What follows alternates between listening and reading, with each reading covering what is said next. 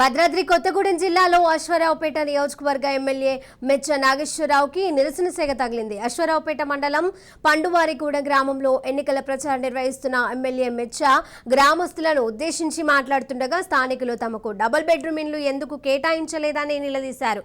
తమ గ్రామానికి మంజూరైన సీసీ రోడ్లను మరో ప్రాంతంలో నిర్మించి తీవ్ర అన్యాయం చేశారని ఆరోపిస్తూ గ్రామస్తులు ఆయన ప్రసంగాన్ని అడ్డుకున్నారు.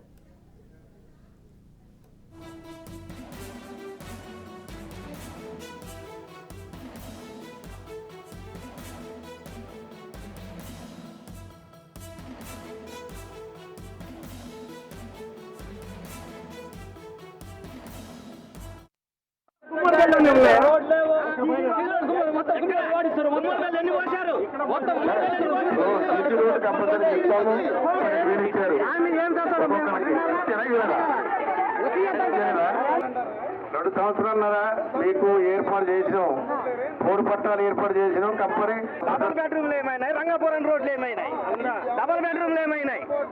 అదే ఇప్పుడు 5 సంవత్సరం అధికారంలో ఉంది, డబల్ బెడ్రూమ్లు ఎక్కడ ఇచ్చారు మాకు? కాదు నాన్న, ఎక్కడ స్థలం ఉంటే అక్కడ ఇవ్వాలా? అలాగే కాదండి, మన పోయాలి ఇవ్వలే.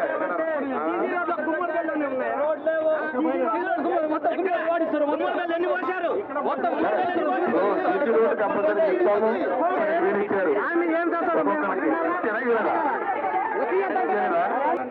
2 సంవత్సరాలన్నరా మీకు ఏర్పాటు చేసినాం, 3 పట్టాలు ఏర్పాటు చేసినాం. కంపెనీ డబల్ బెడ్రూమ్లు ఏమైనాయి, రంగాపురం రోడ్లు ఏమైనాయి, డబల్ బెడ్రూమ్లు ఏమైనాయి.